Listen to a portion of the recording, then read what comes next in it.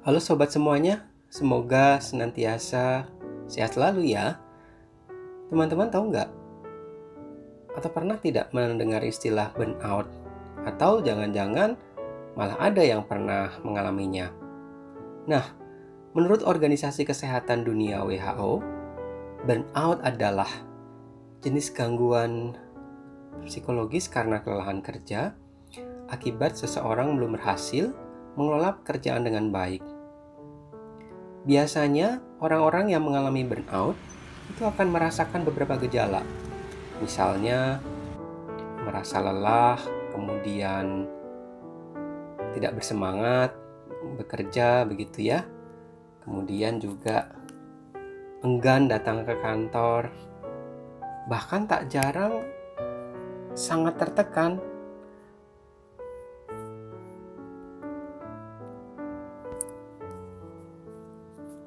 Selain gejala psikologis, ada juga gejala-gejala yang sifatnya fisik. Beberapa gejala seperti misalnya perut terasa mual, kemudian kepala terasa pusing atau migrain gitu, kemudian juga merasakan sulit tidur gitu ya. Nah, itu adalah gejala-gejala seseorang mengalami burnout. Lalu, apa sih sebenarnya yang menjadi penyebab ataupun pemicu terjadinya burnout pada diri seseorang? Faktor utamanya dapat berasal dari pekerjaan itu sendiri.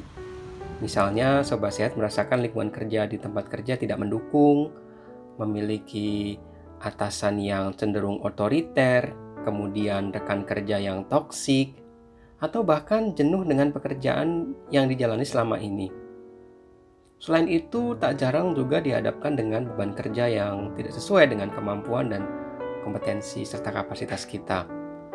Belum lagi budaya kerja di tempat kerja kita yang tidak sesuai dengan diri kita.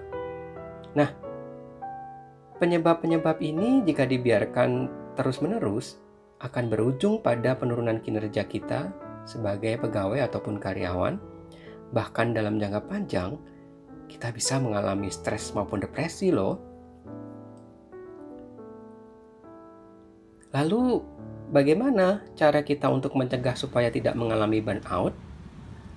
Salah satu cara yang cukup ampuh adalah dengan memastikan bahwa seluruh pekerjaan yang akan dilakukan itu sesuai dengan rencana kerja kita. Akan lebih baik lagi jika teman-teman menyusun yang namanya work plan. Sehingga dari situ kita bisa mengkodifikasi, kemudian memberikan tanda mana yang sudah dikerjakan, mana yang belum gitu ya, sehingga kita tidak mengalami burnout. Sedikit demi sedikit pekerjaan kita akan berkurang bebannya.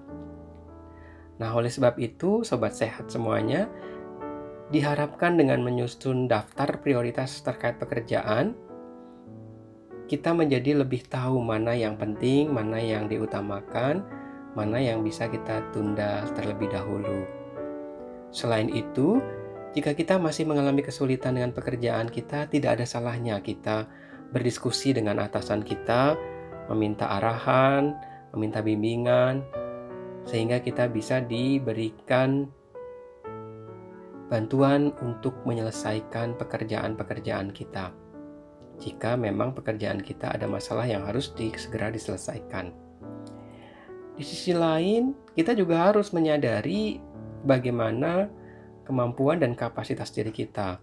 Lalu, wajib bagi kita untuk terus-menerus mengupgrade kompetensi dan kemampuan kita. Sehingga kita dapat menyelesaikan pekerjaan sesuai dengan target yang telah ditetapkan. Oh ya, ada satu hal yang penting juga.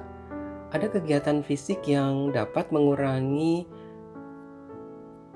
ketegangan fisik maupun psikis kita akibat burnout, misalnya beberapa olahraga outdoor, mungkin kita melakukan jogging, kemudian atau meditasi, atau bahkan jika teman-teman mungkin suka melakukan yoga, tidak ada salahnya dilakukan.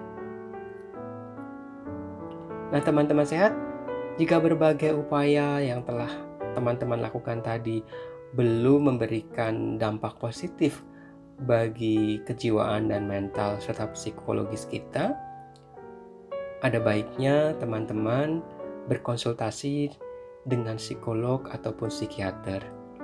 Karena melalui bantuan para ahli seperti psikolog ataupun psikiater ataupun terapis, kita akan diberikan solusi bersama sehingga masalah burnout sedikit demi sedikit kita bisa kurangi dan reduksi dengan baik.